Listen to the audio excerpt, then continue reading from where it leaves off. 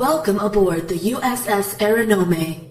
To become a member of our crew, please visit perfectorganism.com/support. As a patron of Perfect Organism, you'll receive exclusive perks and early access to content. Incoming audio transmission received. Please proceed to Subdeck 3 to begin playback. Thank you, and welcome aboard.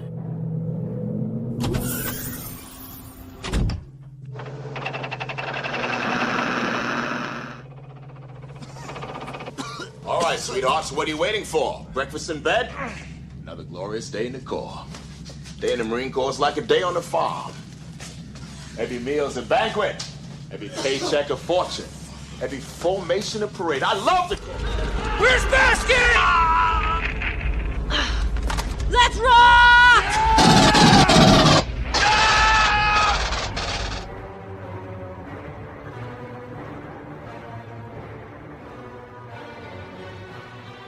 Welcome to Perfect Organism, the Alien Saga podcast. I'm your host, Jaime and Patrick, and I am joined by co-host Patrick Green. And today we have two guests, Dan from Shoulder of Orion and our contributor, former contributor, sometimes contributor, Dave Goebel. Welcome, guys. Thank you. Hello. Hey, thanks for having me. This is our first crossover episode ever. This is the first time we're mixing. I gotta say, this feels like the dawn of a new era. This is like, this is weird. I'm gonna start talking about replicants. His mom was the dawn of a new era last night. Here we go. How do I get out of this chicken shit outfit? Anyway, so we're here tonight. We're talking about characters, and specifically about the characters in Aliens as part of our 40 Miles of Bad Road series, and what makes them so special and so indelible. We've touched on this a couple of times already in this series, and every time we do, we talk about how we want to dedicate a full episode just to the characters. And so we're here tonight to talk about what makes them special and why we can't stop quoting this movie, and why, even though many of them have very little screen time, they live on in our memory so eternally.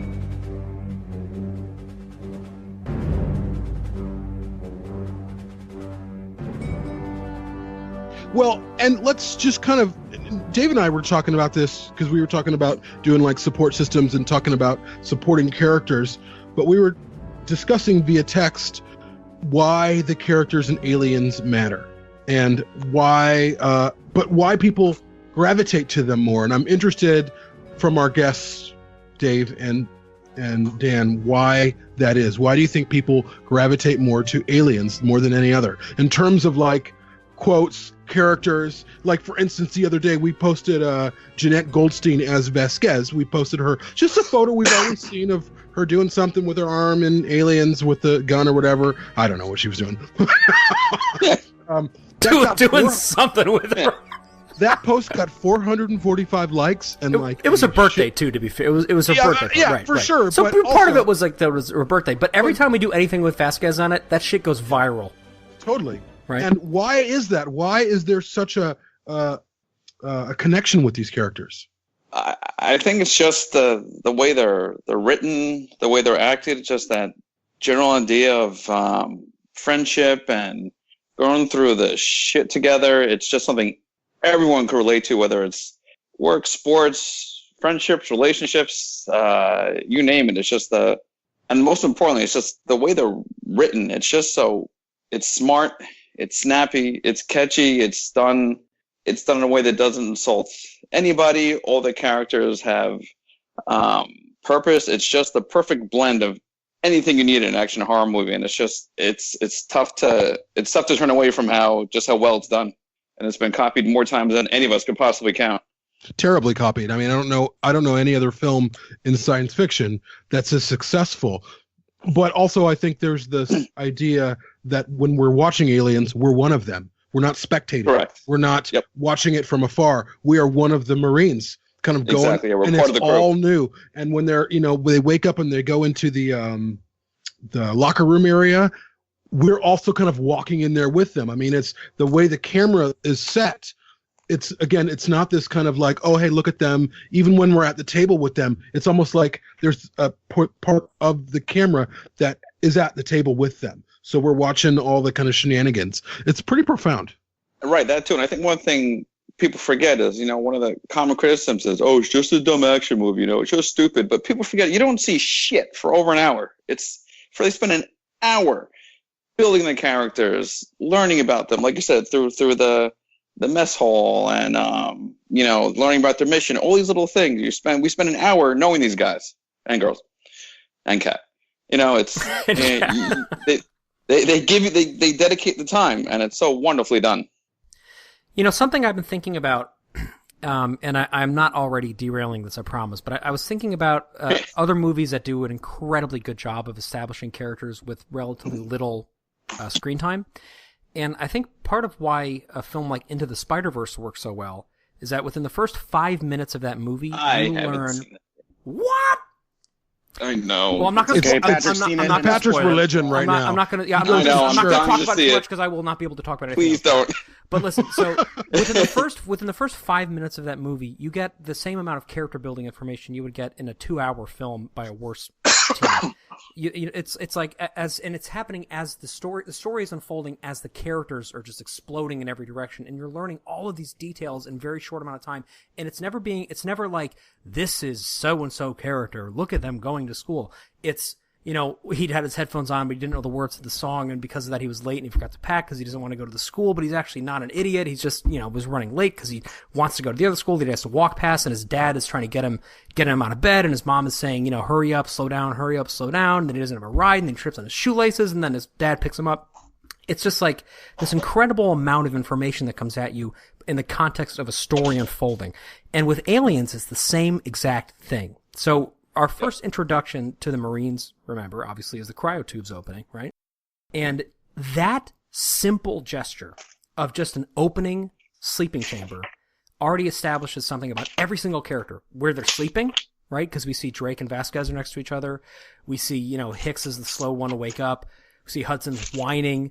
We see Apone whipping a cigar out. We see all of these different things that are just coming so quickly, and nobody's even talking yet, right? It's just it's just a spontaneous unfolding of storytelling. Yeah, you're right. You see some of their personality traits just without a goddamn word. Yeah, totally. And first of all, disclaimer, I promise I have seen this movie just as many times as your average Aliens fan, but I have short-term memory loss, so sometimes I forget the secondary smaller characters or the Marines that die right away, their names, so I apologize for that in advance. But I don't know, I might be the only veteran here, but I'm probably the only Marine veteran here, and so I have pulling rank on us, Dan.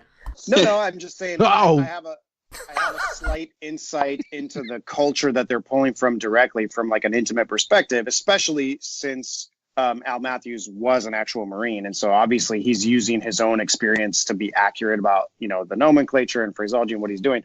And so there's something very realistic about what they did, while still Cameron and everybody else really was maintaining this idea that Patrick described well, that Spider-Verse does as well. And really taking the time to develop those characters and giving you a lot of background so that it explains their actions throughout the film and it makes sense for what they've laid out as those characters.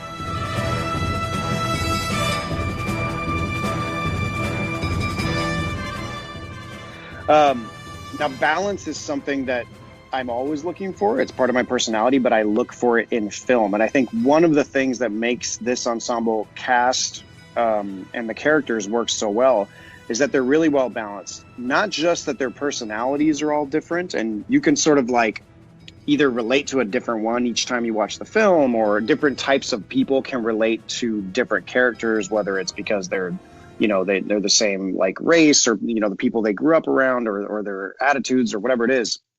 But also I think that the realism of each character and how they relate to the scenes of the interaction, for example, and this has been talked about, but they take Gorman has that Gorman and Al Matthews have that classic clash of the young officer that's inexperienced and the senior enlisted guy who is really knows what is really going on, but yet he still has to respect the rank, and the lieutenant is in charge, right? That's a classic military thing that you hear about in real life. You see it in tons of movies, but that is everywhere. That has not changed in 300 plus years. That's just the general structure of the military. And so you have all these I don't want to call them tropes because trope sounds negative, but you have these realistic setup structures that are happening within this science fiction genre. The way the grunts are fucking around with each other and talking shit and doing exercise and all that. Like, you know, I wasn't in the infantry, but I know that's really common, which regular Marines, but also in the infantry. And then you see characters like Bill Paxton, who are kind of a little bit less believable as a Marine, right? But at the same time, it adds a lot of levity and really balances out those roles. You've got Hicks, who has that real ability to be that real serious, like, I want to do my job and I'm charismatic and all that, but he's not super ego driven. I know you guys have talked a lot about his character in relation to Ripley. And so there's this beautiful balance, I find, to those characters. There's even some throwaway ones, right? Not that they're bad, but there's a few Marines that die that you don't really get to know at all. There's a couple of background characters that die pretty quickly, and not in the way Apone does, where like he dies very quickly. He's one of the first Marines to die when they go into the station. But you got a lot of development from him. He had a lot of camera time. There's a few secondary characters that die quickly you didn't know a lot about, and so it's like, it's just this perfect balance of heroes dying, heroes surviving, secondary characters being around and not being around. And they really injected a lot of real life, both in the interactions between the characters, in the military aspect of it. And all of that makes everything that's happening more believable and more intense, because when you see these Marines scared and like not having good discipline and just firing around and like freaking out, you're like, oh shit, like these are professional warriors and they're really freaked out by what's happening right now. And so that really sells the idea. Even when the aliens are off camera, right? And you're just looking at the Marines and you just see their faces and they're running around firing. So there's just something about that where they really balanced all those elements out perfectly, in my opinion. To me, that's what really sells those characters as a group. Man, this floor is freezing. What do you want me to do? Fetch your slippers for you? Gee, would you, sir? I'd like that. Look into my eyes. And I think what I also love about that, going along with what you said, is that even Gorman, who is inexperienced, and there's this eye roll when they're like, how many drops is this for you, Lieutenant? And he goes, 8 simulated, and then I think it was 2, including the one that was actually real. But even when it's clear that it was dozens. It's 38, 36, like 20, right? 36 simulated? Yeah, simulated. Yeah, it was something like that. Oh, 38 simulated. 38, yeah. That's right. How many combat drops? How many combat drops? 2, including this one. Yeah. See, the line just Whoop de roll fucking off. do. Yeah, totally. What I love about these, though, is that Gorman, even though he's inept, even though he's clearly he's fucked up the mission. I mean, he should have went in and saved those Marines sooner. Ripley was kind of saying, we need to do something, get your men out of there. He's not listening, and then she takes over. And then eventually he gets a concussion. He's out for a while, and then you see him, finally revive, and he's got that, bandana on his head or whatever it is, kind of for his wound, and he's kind of apologizing to Ripley. Whatever it is, that's got that, sick bandana on his head. He's, riding his motorcycle. But he's not even he's not a bad guy, but he's definitely adversarial. His incompetence is almost a threat to them, but there's still sympathy for him. Where these characters, even as ridiculous as Hudson is, and his ego, he's kind of he's so full of pomp and circumstance. There's a humanity about him, and then there's even a humanity about Burke, even though Burke is nefarious and he's there for reasons that people don't kind of realize, and they kind of put together the scheme that he's involved, that he might kind of enact. There's a humanity about him. And even Ripley, when they're like, okay, let's waste him, and she's like, no, he's got to go back. Ripley understands that we can't become these things. We can't just kill people. Of course, Gorman is there in the same capacity as Burke, but just from an inverse, right? Gorman was put there by the company because he would be a terrible commander for them, and the mission would fail, which would allow Burke to impregnate them and get them back past quarantine, right? This whole thing. And so what happens is, as you realize that as the movie's going on, as you realize this mission was clearly set up to fail, because they were sent there not to save anybody, As that starts to unfold, you start seeing them as humans and not just as cogs of this Weyland-Yutani machinery, and you realize, like, fucking, it's sad that Gorman is in that position, right? Like, sure, he's inept, and sure, he's directly responsible for casualties, but he also, like, he was out of his league, and he was put there by a company that wanted him to be killed, right? You always were an asshole, Gorman. And likewise, you definitely see in Burke that he's not like a sociopath, you know? Like, he's clearly feels some misgivings about what's going on, but his priorities are also clearly aligned with Weyland-Yutani, and he's also terrified because in his mind, he's the only one surviving this thing, right? So he would be coming home as, like, the lone person who's not about to explode with a chest burster, you know? Which is a pretty scary predicament to be in, I think. I want to go back to something, Jamie, that you said about, well, actually, two things. Before I do, I also want to flag that we should discuss people like Van Leeuwen as well, because there's a lot of characters in Aliens that are not in the Colonial Marines, who I feel like we kind of skip over sometimes because the Marines are so charismatic. But, like, you know, Van Leeuwen has maybe a minute and 40 seconds of screen time, and in that minute and 40 seconds, you learn a multitude about him and about the company and everybody at that table. But I'm telling you that those things exist. Thank you, Officer Ripley. That will be all. Please, you're not listening to me. Kane, the crew member.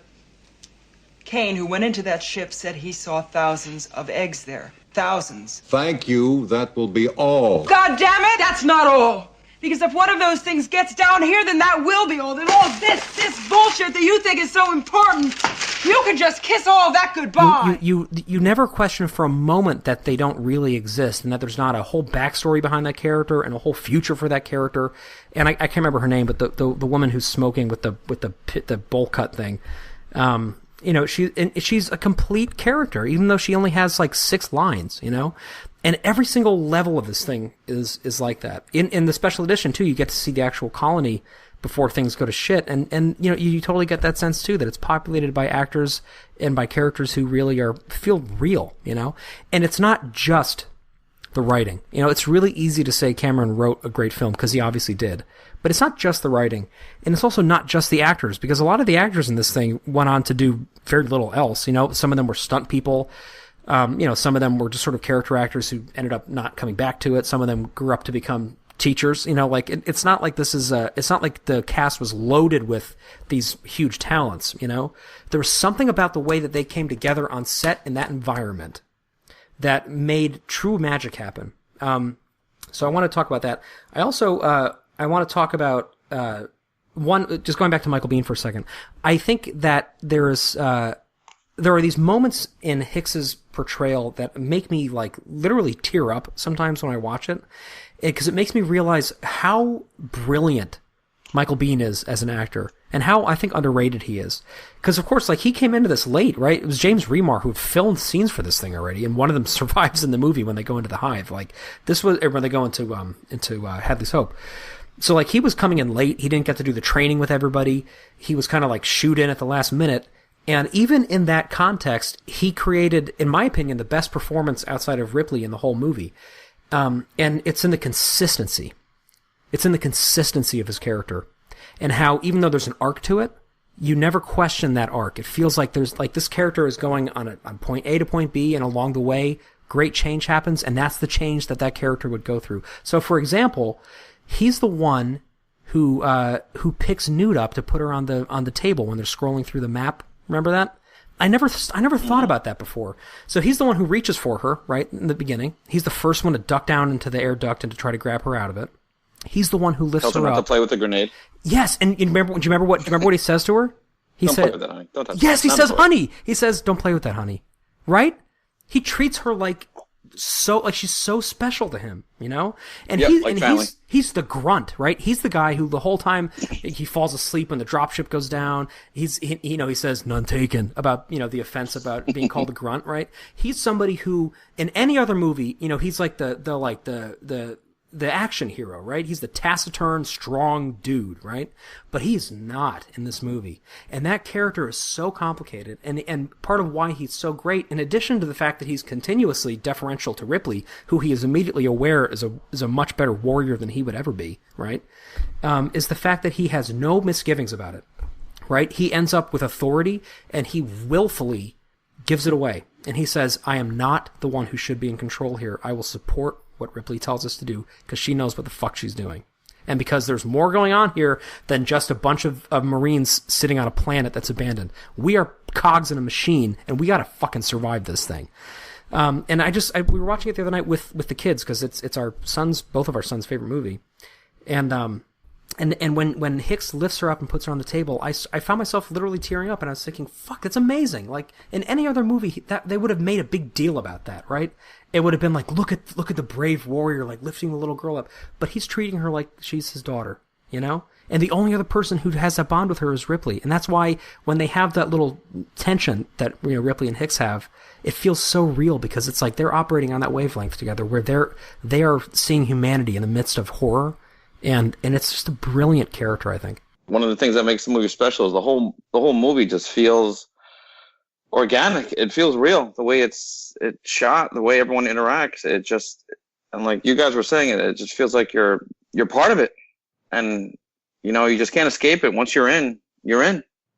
And like Jamie, you were talking about the tracking shot with the it's not a dolly, it's a Steadicam. So like, you know, the Steadicam shot at the beginning of Alien that we've brought up many times, where it's going through the corridors of the Nostromo into the cockpit of the Narcissus, you know, that whole sequence there.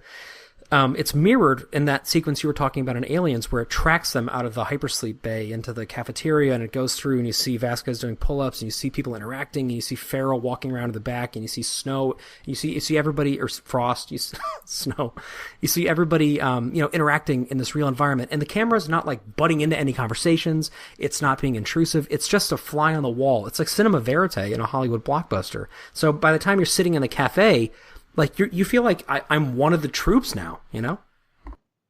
And I think that the way the line, hall, Patrick. Yeah. Oh, pulling rank. The cafe. The cafe.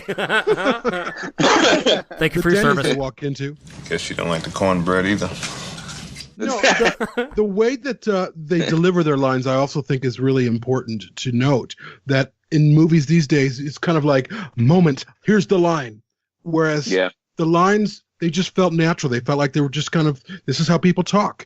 Alien and Aliens, and certainly Alien 3, but those two films really captured how people talk and how they interact with each other. And we don't, you know, there's ways that all of us together get along that we won't even think about. We just are who we are. Whereas when it's on, I think, lesser writers, lesser directors, they turn those moments into something that's not recognizable or identifiable. It's where it's almost even hard to describe the ease of comfort they have with each other. But I also think that goes to James Cameron and having them all get together for 2 weeks. Certainly the Marines, and train and find a kind of a sense of camaraderie. He kind of Ridley Scott did that with Alien. They were all together for 2 or 3 weeks before filming even began, and they created an atmosphere with those sets, much like Cameron did in Upon Reflection with Aliens, to create a sense of we're all in this together, and you felt like it. The camera was all in this together, and the dialogue. Like a documentary. Yeah, and the dialogue wasn't overly self-important either. The dialogue was normal dialogue, and it's the type of film that you just don't see anymore. It's very, very difficult, which is why I think, first of all, good science fiction is very hard to do. Second of all, good dialogue is hard to do, period.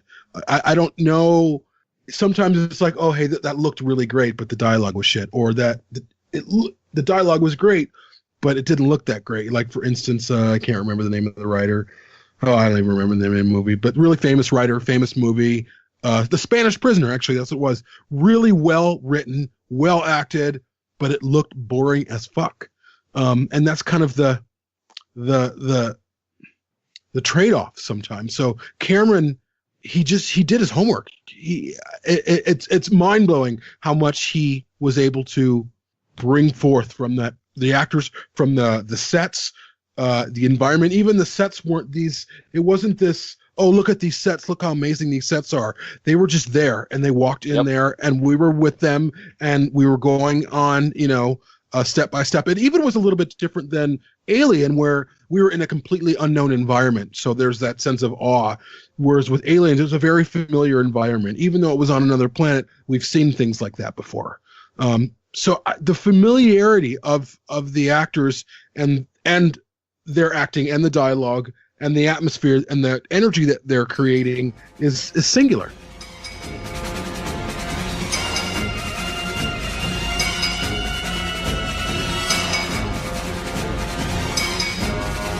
Now, we should point out Dan is connecting from work right now, so he's going to have to go pretty soon. Before he goes, I have a couple questions for Dan about this. I'm wondering, given your background, sure, in the military and in an environment sort of like this, what are some things about the Marines and like the ways in which they operate, both like tactically and also just sort of as a unit that felt like especially genuine? You kind of alluded to some of this earlier, but I'm wondering, are there things when you're watching it where you're like, oh, they really got that right? And are there things when you're watching it where you're like, it's actually nothing like that, in terrestrial Marines? Terrestrial Marine.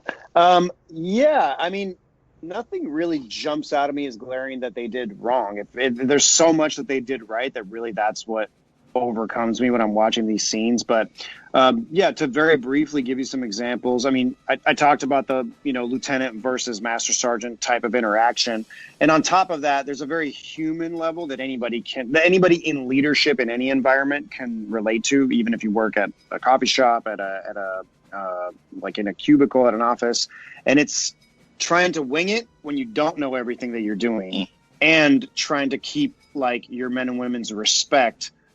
So it's like that ego balance, and you can see that with Gorman when he's like arms across, trying to look tough in the briefing, and and Hudson is just like talking shit and just being like, "This is a chicken shit outfit, this is a bullshit mission," and he's like, when he tells him to secure that shit and whatever.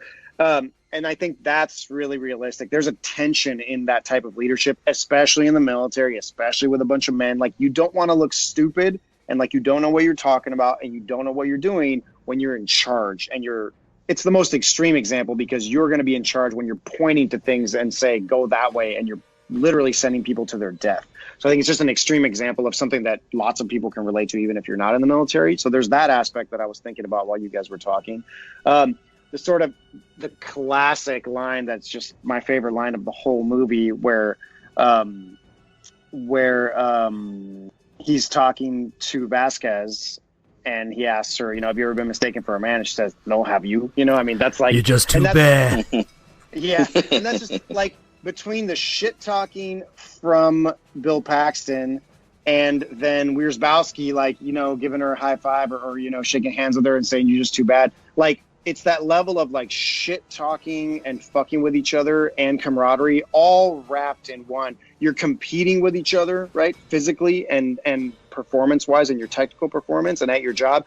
And don't forget, like, even in the infantry, all these people have different jobs. You have like a machine gunner, a smart gunner, a regular rifleman, a squad leader, and all those jobs train slightly differently. So you're competing with each other in general physical prowess, but you also have different technical skills that you're bringing to the table, and the success of the mission depends on everyone doing their job properly, and you do all have slightly different jobs. So I think that was done really well. Of course, and when you guys were talking about the difference between Cameron's writing and his direction versus the actors, who was responsible for this being done so well? And I think I'm sure you mentioned it in other shows, but just to bring it up here, the fact that Cameron famously shot the opening sequence of them waking up at the end of filming, so that the actors had all this time spent together. I mean, imagine how much they were fucking with each other off screen and, playing pranks on each other and talking shit and sleeping together and waking up and all of that. And so that was a great move by the director. And, we talk about it on Blade Runner all the time, what Ridley Scott was responsible for and what genius he had to pull the best performance. We talked about Kubrick. He does it with his actors. And I think Cameron has to be commended for what specific decisions he made as a director, not just as a writer, to get the best performance out of his actors. So yeah, those are some of the things that I notice. One thing I wanted to really point out that it's something that isn't talked about. We have talked about it a bit. Just the dynamic between it's a co-ed environment. There's men and there's women, and they live together. They shower together, even though we didn't see it. We assume that. A character like Vasquez, who for all intents and purposes, she comes off like a kind of a classically butch lesbian. There's no bones about it. That's just how she is perceived. That's how she acts it. One thing I love is that, you don't hear any of that. Like, there's none of that. I mean, there's one thing that Hudson said, like, illegal aliens signed up, which was kind of a dig to, man. Anytime, anywhere. Well, and that's kind of a dig to who she is a little bit. But aside from that, there's no question, like, everyone is equal. There's just no question as to who's who. Everyone is a Marine, and they're there to do a job, and there's just respect. There's a level of respect that even the audience gives. Like, that's one thing that continues to fascinate me about Aliens is how much respect Vasquez is giving. It doesn't matter where you're from. Even though Vasquez is portrayed, like I said, as this very stereotypically butch lesbian, in the eyes of fandom, which is predominantly men, she's fucking badass. Why is she badass? Because we know her character. And I think that cannot be stated enough. And even though the show is more about the supporting characters, even Ripley kind of falls in that same category where no one gives a shit that Ripley's a woman because her character is awesome. And that's the genius of James Cameron. It was about the character of these people. Even though Hudson's an asshole, he has a level of respect that we give him. We know when he's fighting his last bit, there's the respect there for what he's doing. He respects Ripley. He really does. He never was disrespectful to her. You know, I just think it's one of those things that people don't really understand or they don't really talk about. He's coming in. I feel safer already. I think it's one of the better parts of Aliens is that the whole thing, again, not to repeat, but it feels natural. Cameron doesn't go out of his way to make statements. They're there. That's just what everyone is, just a character. They're not symbolizing this or this. He's not like getting in a soapbox for this or doing this. It's just a fucking movie. And the way it's done, sure, there are these little parts you could pick out, but the whole thing just feels organic. There's nothing forced.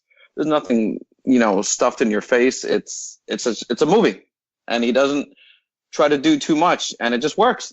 Yeah, and also, like, and I'm not saying this is where Jamie was going necessarily, but I want to counter also that the comments Hudson makes, the illegal alien and making fun of whether, like, she's ever been mistaken for a man, those are still within the realm of total, like, racial and sexual banter that happens amongst peers who totally respect and love each other. I have no doubt at any point in the script or in the storyline and the characters that Hudson would die for Vasquez just as quick as he'd die for Hicks, or even Gorman if it came down to it.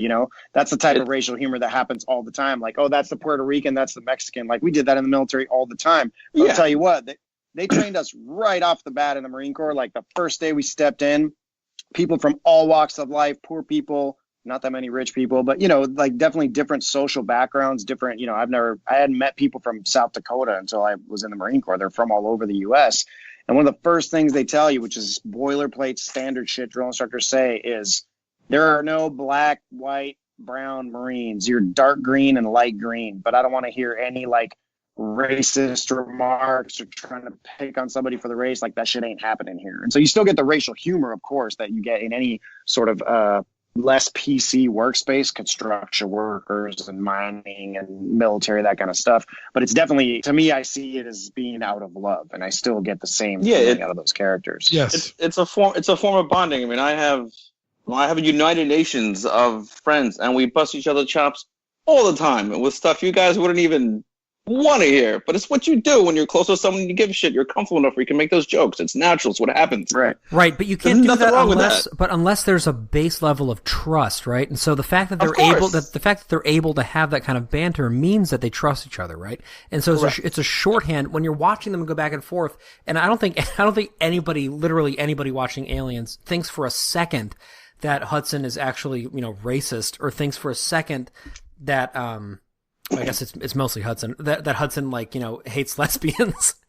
Like, everybody watching that thinks, like, this is how he functions in this team. Like, he is the ball buster, and then he gets in trouble for it. But even when he gets, like, what I love is that, like, when Apone, yells at Hudson, when he says, like, you secure that shit, even he's doing it out of love, right? He's like, come here. Exactly. And then I get the sense that he gives him a noogie. Come here. Yeah, come here. Yeah. And then he comes over and he's just like, you piece of crap, let's go, There's, like, never, and then the exception to that is Gorman, right? Because Gorman's the outsider. So when Gorman says, all right, listen up. You know, I want it by the numbers. And he gives this whole speech, and he's like clenching his jaw. And everyone eye rolls. And right, because he's so clearly the outsider. Like, right? oh god, he's like so whatever. Clearly, he so clearly does not have that established base level of trust, which says, again, fucking screenwriting 101.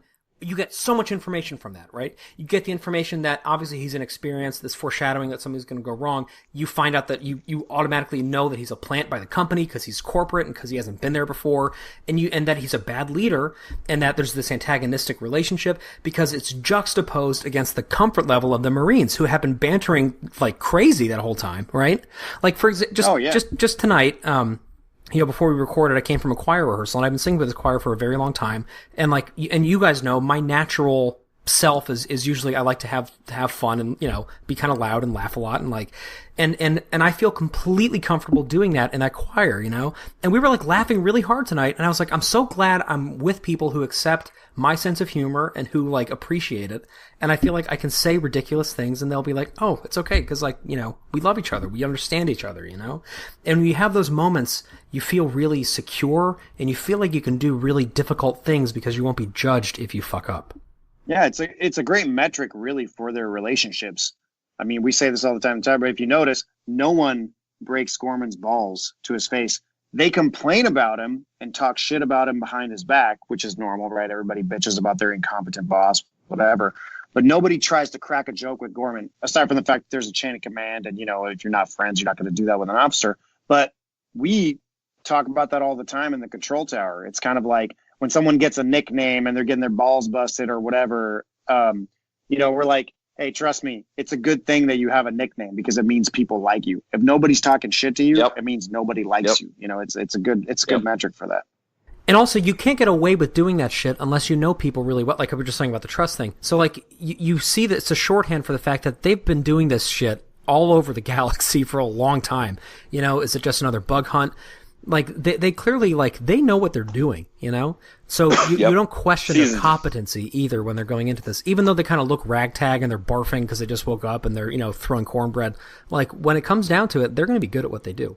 A brilliant stroke of genius from James Cameron, and I think one, you know, we see in our social media climate right now is you'll see posts for like for say Hollywood, The Reporter or Variety, and they'll be like, this movie is going to include this person, like this type of person, whether it's LGBT, ethnic minority, and it seems to kind of not enrage people. And this is kind of a touchy subject, but it's important.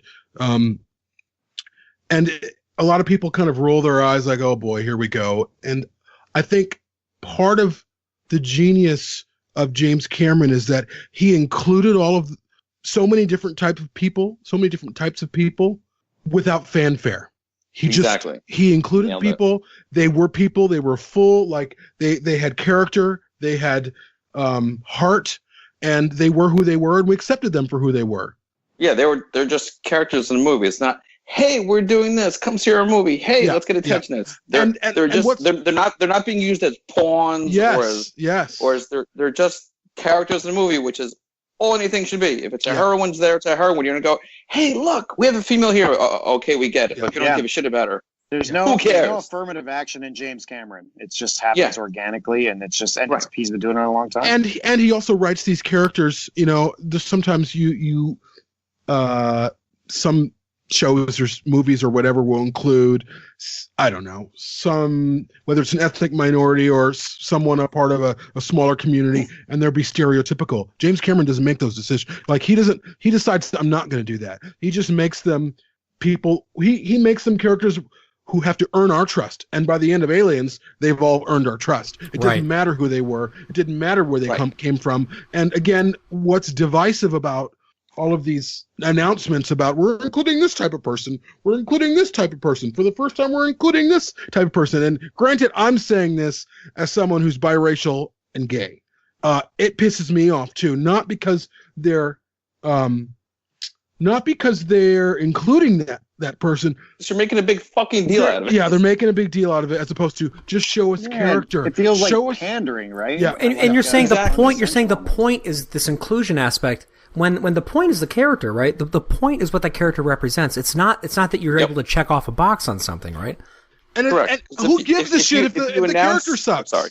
You know, go ahead, Dave. No, say if you announce whatever, you're going to have a bisexual character or a transgender or gender. That's all people are going to think about. It could be the most dynamic character, but all people are going to think is, oh, well, you announced it. Who gives a shit? Just put him in the movie and let people figure it out later.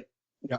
Because by the end, if they're well written and well acted, no one's going to give a shit. Right, and because when you have a straight white dude in a movie, he doesn't come out and get a boner the first time he sees a woman and go, "Oh, I'm straight." You know, it's not, the point isn't that he's a straight guy, right? The point is his character, and it does such a disservice, I think, to people in these intersectionalities and various types of minorities in the world, if the character becomes just about that. Now, that being said, the dialogue that can come out of that is where that lies, right? People talk about Ripley as a great heroine and as representing a big step in feminism, not because the movie is smashing you over the head with it, but because we've realized that's what she represents, in a social context outside of the film. But if the movie wasn't marketed, it wasn't a vehicle for her and what she would represent. It was a vehicle for that character. Now, before we get further into this, Dan has to get back to work. And I just wanted to personally say this was great fun having you on. I'm so glad you finally got to come on Perfect Organism. Thanks for coming. Was it a pleasure to Yeah, thank you guys. Thank you. I've been really excited to participate, so thanks for giving me the opportunity. I'd be happy to come on again if the time comes. And you were like our visiting expert. We actually had like somebody who could talk about Marines. That's pretty awesome. So it's nice to have some kind of background when you're dealing with, all the music background and film background. At least I've done something. Yeah. I ain't got shit, so. I'm sure you have passion, Dave. All right, you thanks, guys, buddy. Good talk. Enjoy the rest of the episode, and I'll catch up with you guys later. All right, thanks. All right, see you later. man. Teach you how to shoot a basketball or throw a football. Sorry.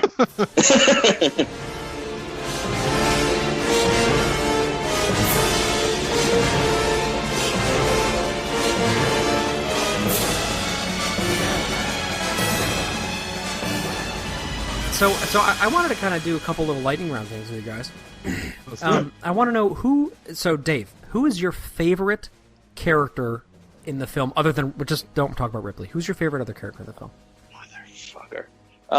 This changes constantly. It's gotta be does it really? Because it changes for me too, depending on where I am in my life. Yeah, exactly. Like my favorite alien characters changed as the years go by. But for aliens, man, I just think it's always been Hicks, that kind of just going about your day, the reluctant leader type thing. I've always just always felt a connection to, and just ever since I saw the movie, I think that Aliens, I think it's the one movie where my favorite character hasn't really wavered too much. I think it's always been Hicks. There's just so much there to like. Well, why do you think, like, what is it about him that resonates with you so much? Just that he just goes about his day, his everyday operations, just doing what he needs to do, being there for his teammates, his co-workers. It's just I just kind of appreciate that. I just think that's the way it's done. Though I kind of have Hudson's mouth, I kind of have Hicks' work ethic. So I have a kind of like a little mix of those two. That's cool. So you kind of you see some of yourself in him and his consistency. Yeah, absolutely. Especially considering you guys know all I do is work, and right. Hicks is just the way he does is something I've always liked, because I was never a leader, or never thought I was, and as I got older, I kind of am. So I always kind of were drawn to reluctant leaders who weren't quite really ready to admit it. So I've always, I had something with Hicks I've always found myself attached to. Now, when you were a kid, was he also the first character that really stuck out to you? Yes. Interesting.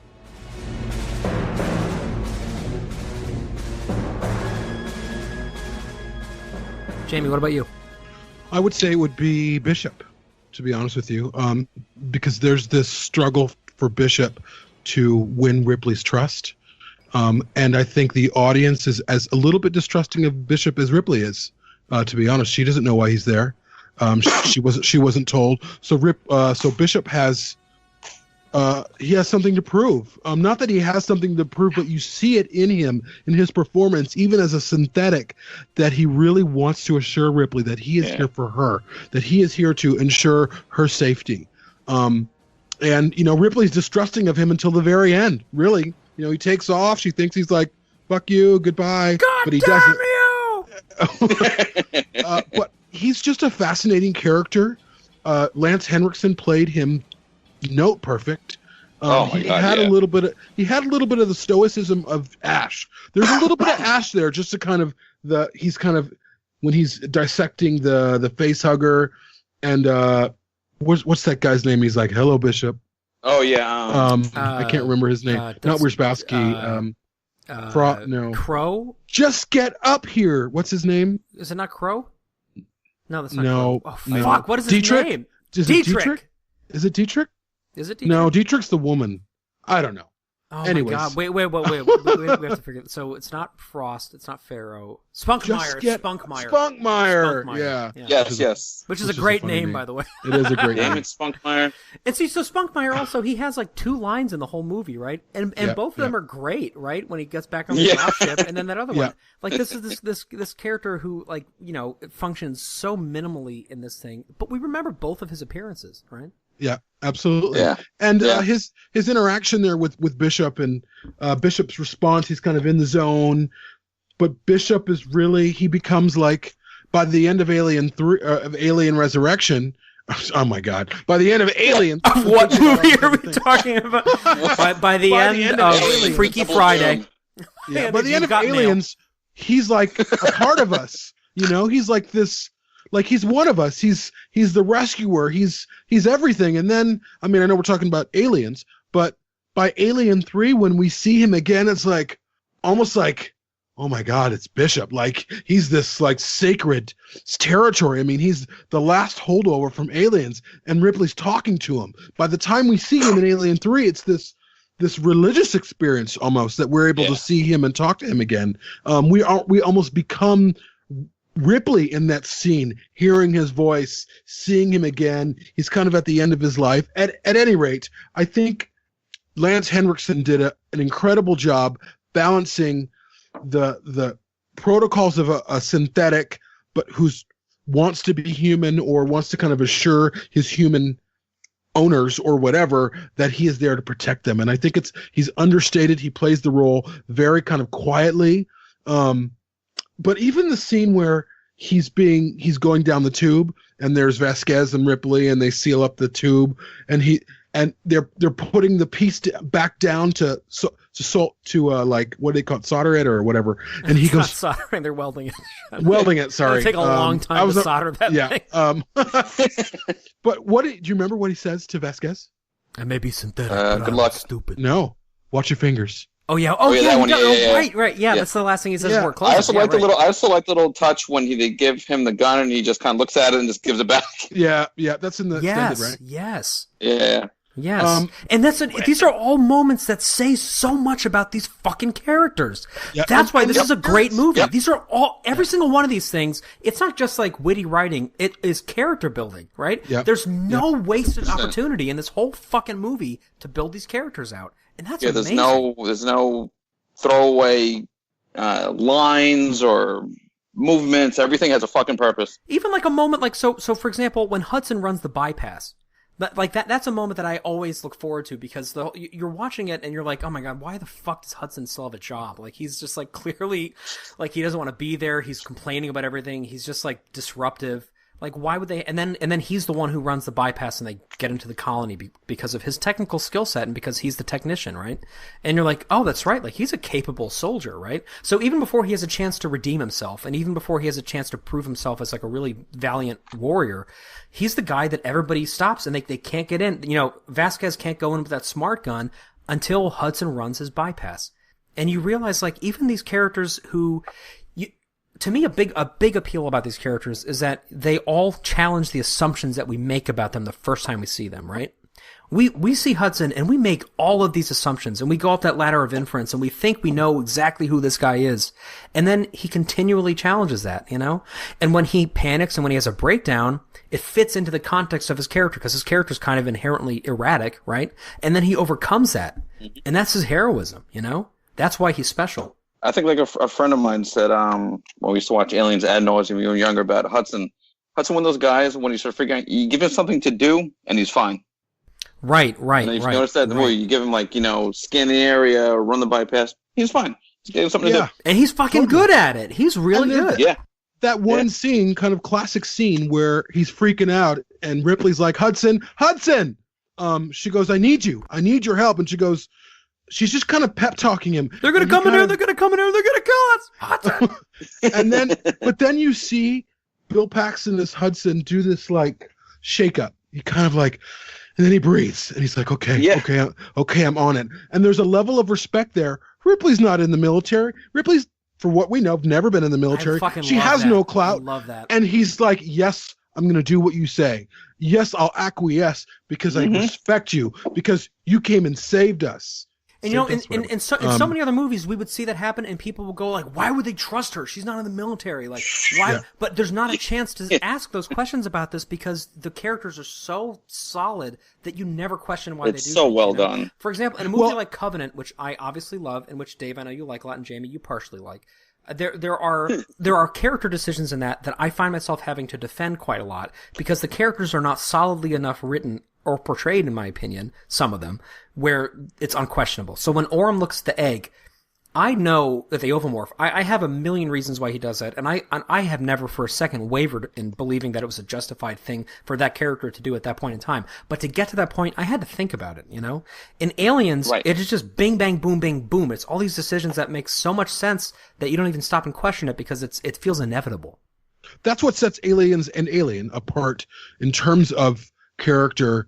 No character needs defense. You don't have to defend anyone. You don't have to defend anyone in Alien. And obviously this is not a conversation about having to defend other characters, but the brilliance of Aliens is that it's so well made, it's so well written and well acted. The energy is so palpable that you don't need, do certain people start to pick apart things in Aliens in some groups or whatever? Sure they do. Generally, people don't even question it.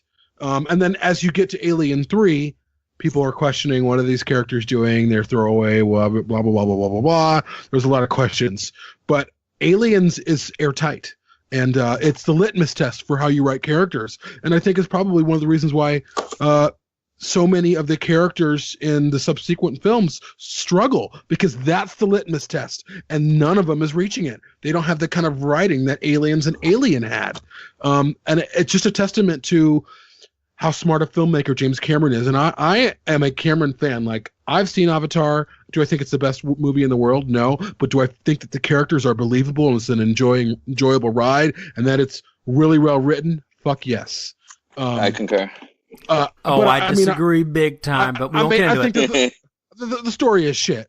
But I think the characters are shit too in that movie, but that's a separate question. They work within the world. We'll do a Patreon. But that world doesn't make any sense. Whatever. And the characters operating within it don't make any sense. Anyways, to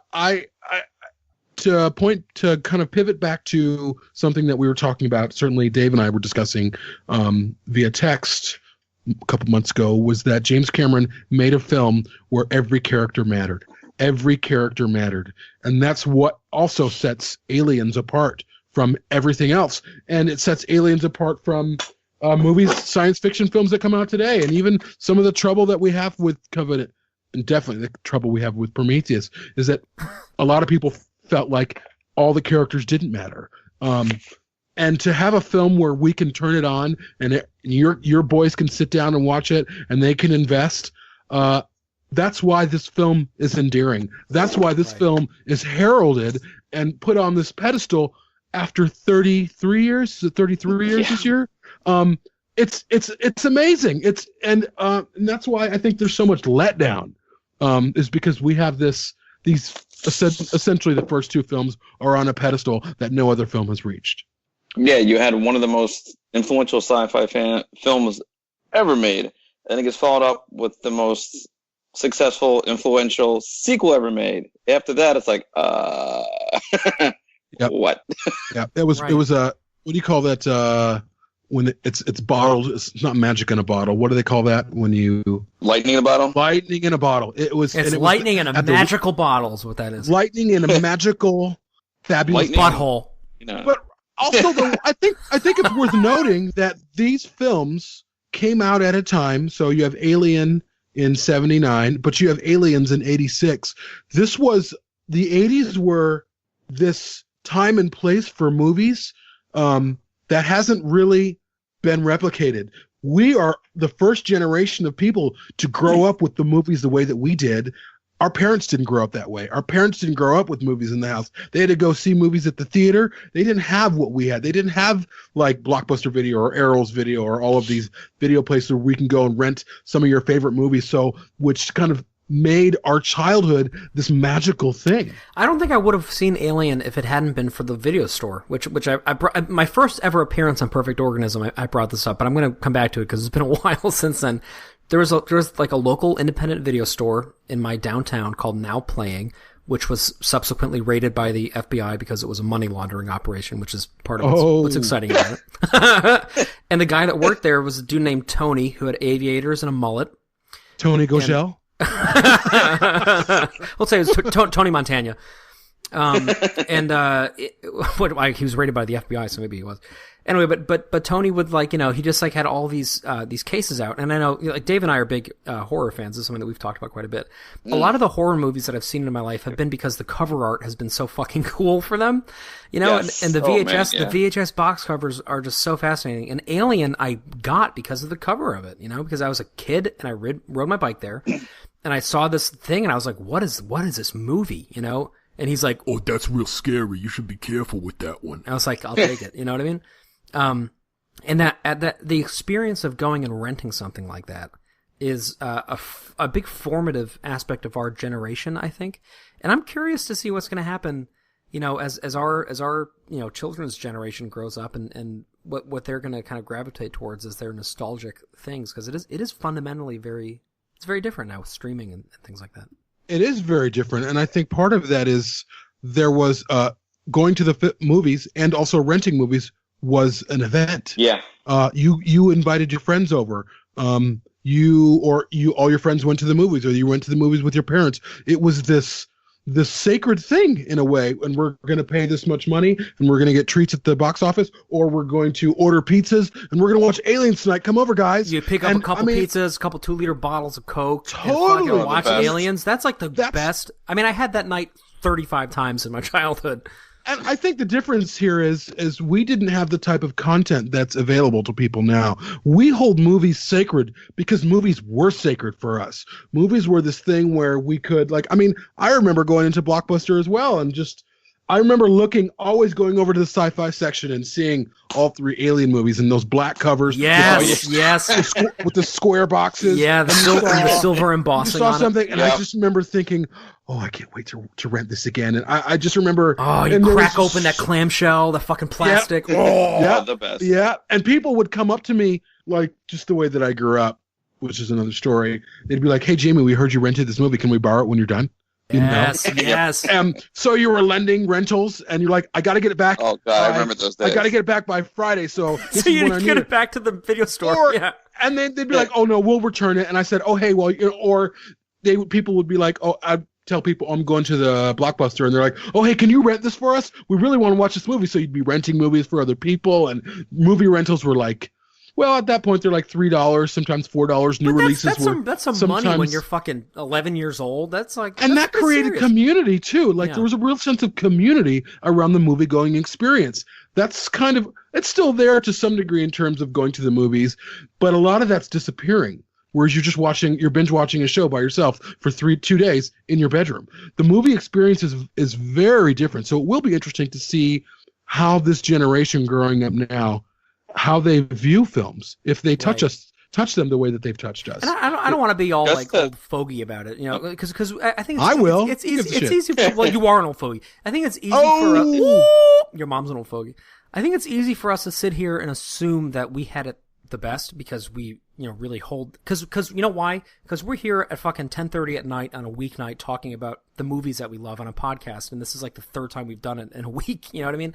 Like, so for us, obviously, that was a sacred childhood experience. That was formal. It was seminal to our formation as adults, right? So, like, who knows what's going to happen with our kids' generation? I can speak personally that movies are one of the things around which my kids' lives pivot. Like, that is a huge part of their upbringing. And I think that, a lot of kids are probably being raised in households where film is considered important, and that's probably there too. So That being said, though, film was not like a big thing in my childhood home. That was something that me and my friends were really into, you know? And Alien, which was the one that I saw that I fell in love with first when I was 7, was a big deal, but Aliens was the one that I would fucking rent all the time. And then you would show up and it would be out, and I'd be like, who the fuck? And it was always my friend Sam. And so then Sam and I would be like, well, can I go over your house on my bike? And then we would watch it there.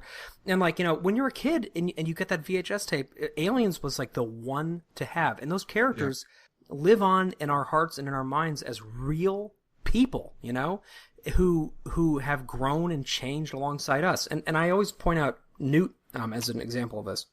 So Newt, you know, like Carrie Henn was chosen partly because she didn't smile during her audition, right? Because a lot of child actors were kind of trained to be more declamatory, and they were trained to do commercials and things like that. And so a lot of the kids would read the lines and they'd be cutesy about it, or they'd like show a dimple and they'd like wink, you know, or something like that. And Carrie Henn was not. She was very deadpan and very real, and that was part of why she was chosen for the role, which of course she ended up winning a Saturn Award for, along with Jeanette Goldstein. And I feel like when I was a kid, when I was that 7 or 8 year old kid on my bike, I saw Newt as like, I had like a crush on her because she was like an older kid than I was, you know? And so I remember that feeling of being like, oh, she's like this like amazing like kid. She's like this older girl who's like pretty and she's so cool. And then it was like, and then she's kind of frozen in time in that way. And now, you know, seeing her as like this little kid with kids of my own, and I'm able to look at her from like, you know, 30 years in the future and see this whole other side of her and see my life having transpired in the meantime, you know, from when I was a kid too, to now that I'm an adult and my kids are almost her age. And it's, this movie is like it's such a real part of our lives. And it's almost like a way that we're marking the passage of time, you know? It's pretty amazing. Yeah, definitely. Absolutely. Just to piggyback what you guys were saying about how it's different now with the binge watching and stuff. I'm a big fan of finding random shit to watch. It's something me and my dad used to do, flipping the channels. That's how I found Nightmare on Elm Street, which got me to horror. That's how I found the Alien movies. And I'm not a big TV guy. I'm more of a movie guy. And with the 8 million streaming services out there, one of my favorite things to do is, like I'm a Blockbuster, like I'm a cable TV, I'll sit there and flip and look for a movie I've never heard of before and watch it. Me and my best friend will still do that stuff on Friday nights. We'll grab a pizza, only this time it's beer and not soda. We'll hang out. We'll flip through movies. There's actually a funny story about that. There's this one horror movie that's on Hulu. It's called The Body. It's some original movie they made, and I'm watching it. It looks familiar, and I'm sitting there. So I'm looking there. I remember this little movie we watched called Patient 7, some independent horror movie. So I go back to it, and through us, one of the days of us flipping through movies to watch and stumbling on that, it ended up being really good. There was a short story called The Body. So I'm doing a little reading up on IMDb. The same guy who directed that short story, Hulu, turned it into a full movie. So that was pretty cool. I never would have known that if we weren't doing like the Blockbuster horror nights. It was pretty cool. It was cool to see those little touches. Yeah, I gave him a little shout on Twitter, so it was pretty nice. And I hope people still do that. I really do, because like that's, you know, it's a wonderful part of the human experience, you know. Yeah, the streaming service is the new Blockbuster, and that's hopefully how, you know, people will find you know, the Alien movies just like we did. Yeah.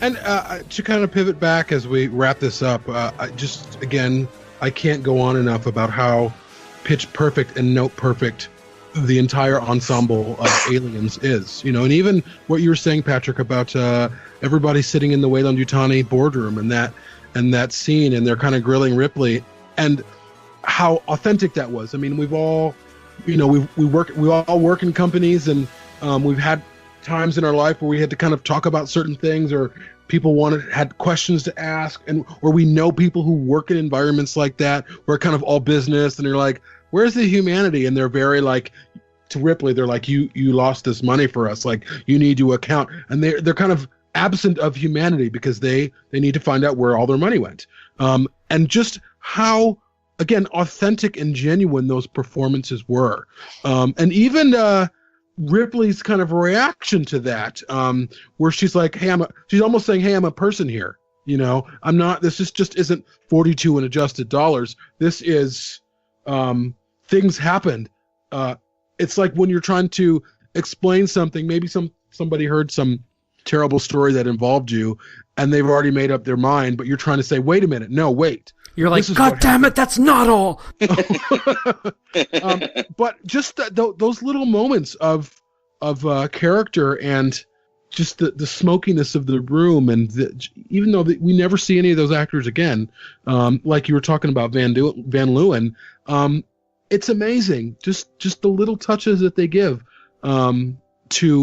to give us the sense of the world that he's created, but also showing us that it's not that far removed from the world that we live in. And I think that's also another testament to who James Cameron is and was. Right. Just two What's quick, your favorite character moment from the movie? Oh, shit. Both of you. Oh, man.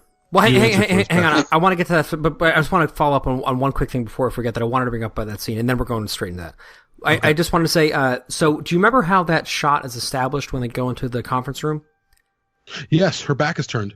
That's true. And do you remember what the camera's doing?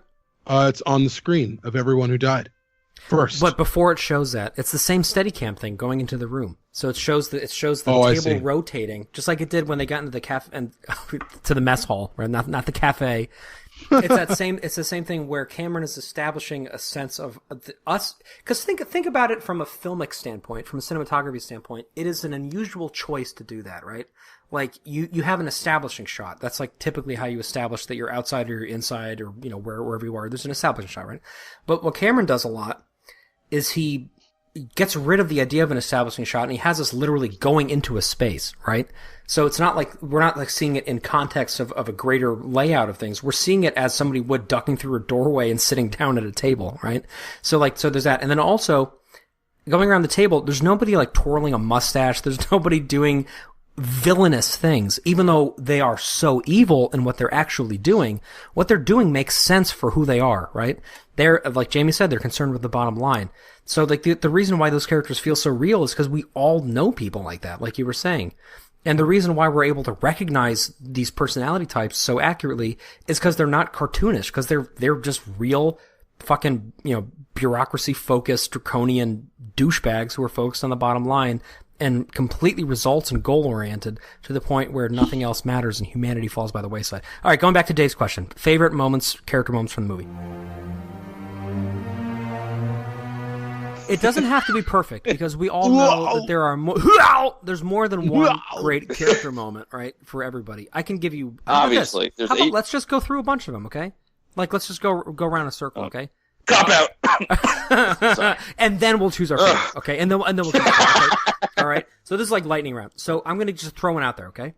I love the moment when Bishop grabs Newt as the airlock is open at the end of the film and keeps her from falling off. I think it's a moment where you realize how far this character has come to the point where he's literally ripped in half and he's saved them. And then the last thing that he does in the movie before he's bagged up and shipped off is he saves a little girl's life with literally only his fingers, because that's all he has left at that point. And I think that's just such a deeply heroic moment, and I think it just shows how amazing Bishop is. Dave, you're up. All right. I like Hicks falling asleep during the drop. Because he's just all right, I've done this before. I'm going to take a nap.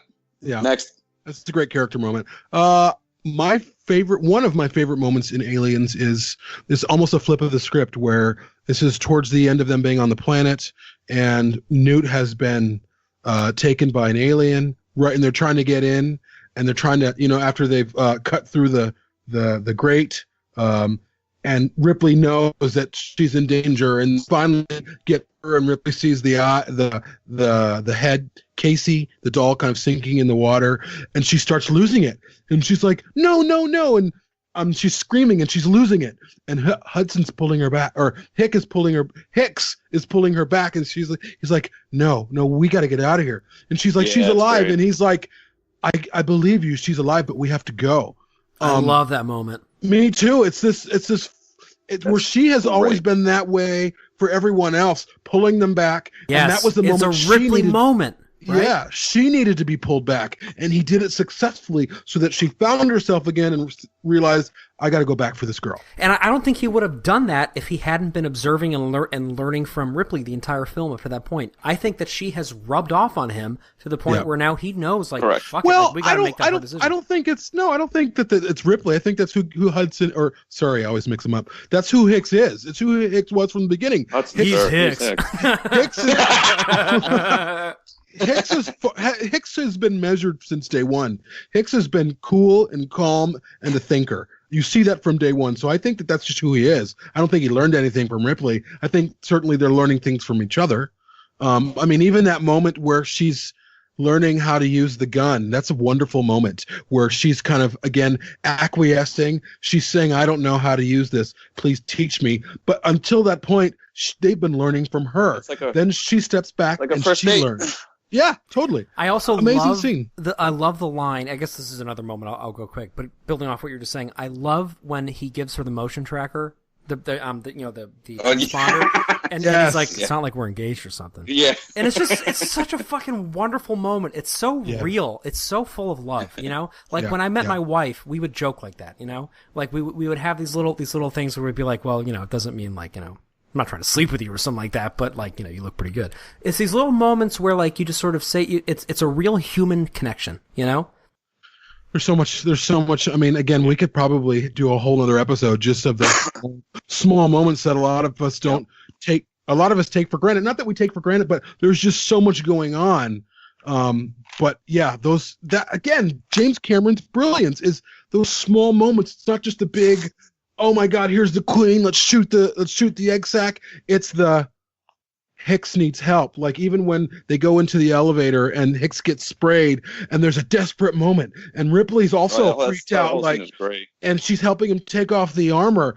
And she doesn't, in that moment, you don't know if Hicks is gone. Like, we don't know. Like, he could be gone. This could be it for him. And you feel that tension from Ripley. And that moment and it's over. And that's just, again, testament to those actors and that script and the pacing and the energy and the trust that the actors had between each other and the camaraderie. Again, she didn't meet Michael Biehn until the end, you know, because he was brought in at the end. We could go on and on, but we should probably wrap up. Just real quick, I just think my favorite scene is when they're all in medical and they're all waiting and they can't find where they are, and then Ripley looks up, then Hicks goes to check, and the only time in the movie where he shows you see any type of expression that is not calm and stoic. When he sees those aliens, he freaks the fuck out. I think it's a fantastic moment. Right. Because who's in danger, right? Yeah. Right? And it says so much about him, about what he really values and what he's really afraid of losing, you know? And likewise, just like before that scene, we haven't even talked about it, but the scene about monsters when Ripley's putting Newt to bed, I mean, what a fucking profound meditation on the nature of evil is that moment. On the fact that, like, you take this monster movie that's sort of oozing with machismo and with what you'd think of as sort of 1980s sort of, like, you know, jingoism, like we can, you know, conquer anything through superior firepower. And then at the center point of that movie, you put a relationship between a mother and a pseudo-daughter talking about how monsters are real, but they're not the monsters you think they are. They're the people in that conference room, right? They're the people in the cryo trying to sneak you past quarantine. There are monsters in this world, and it is okay to say that. And as a parent, I wonder sometimes how much Aliens specifically has informed my parenting style. Because it's like, you know, in a lot of ways, I think that Ripley and to a degree Hicks are like perfect parents for Newt, even though they're not really her parents, you know? They're completely real about real danger and real evil, and they don't sugarcoat it, but they also say that, like, there's still goodness in the world, and there's still things to hope in, and you can still fight, and if you are in danger, you can still find a way out, because we don't give up on each other, because we go back into fucking hell, you know? And that's why that moment that, you know, we brought up a number of episodes ago as one of my favorite things in the whole entire saga, when Ripley holds Newt on the platform as it's falling apart right at the end before Bishop comes back, you know, and she cradles Newt and says, like, don't look, you know, as the Queen comes up. Why that moment just hits you like a fucking freight train every time is you realize what a metaphor for the world is that, you know? The world is a place that is, if you're not careful, going to swallow you up and burn you up and spit you out, you know? And part of the beauty of the human experience is that we can transcend that with love, with connection, and with trust. And we can say, you know what, the world's fucking difficult, but I'm going to hold you, and we're going to make it through. And even if we crash and burn, we're going to do it together, and it's okay. Yeah, yeah. Last moment I want to mention before we close is it's a beautiful moment exchange between Ripley and Newt in that same scene where Ripley says, I bet Casey doesn't have bad dreams. And Newt says, she goes, Ripley, Casey doesn't have bad dreams because she's just a piece of plastic. And it's a great moment that tells you don't underestimate children. Yes, children understand more than we think that they do. Children are stronger than we think that they are. Newt survived that in some crazy way, but we hear stories about that all the time, of children who survive horrible things and they find them buried somewhere in a well, something, they've escaped, they've been in someone's house for years and years. They should have died, but they didn't, and they lived. And Newt was one of them. And she wasn't just a survivor, she was smart. And Cameron wrote her that way, like, this is a smart girl. She knows maybe Casey brings her comfort, but she also knows Casey isn't real. And that she can delineate. She still chooses to treat Casey like she's a real companion because she makes the choice to do that. Well, she needed Casey before everybody arrived, really. Right. Casey was her only kind of faux human, her only kind of human experience. And I see my kids do that all the time. They do that all the time. Like, we choose to pretend in magic because it makes the world an easier place to live in, you know? It doesn't mean that we're figures. dumb. I mean, I'm looking at Star Wars figures right now. I have a shit ton of Star Wars figures. I make figures, and they're all sitting there in front of me right now. And I imbue them with, is that the correct term? Yeah. Right? Yeah. I imbue them with some type of humanity, which brings me comfort. So, of course, you know, it's awesome. It's amazing. Well, folks, thanks for listening. Gogol, thank you for coming on. Yes, always a pleasure. I feel like that was pleasure's always yours, I should say. I feel like that was so short, but that was an hour and 20 minutes almost. God. Yeah, that didn't feel like it. Well, so thank you everyone for listening. For this next entry into 40 Miles of Bad Road, we have more coming. We're about a little bit over halfway through the series right now. We hope we have a lot in store. So yeah. See you guys. Cool. Signing off.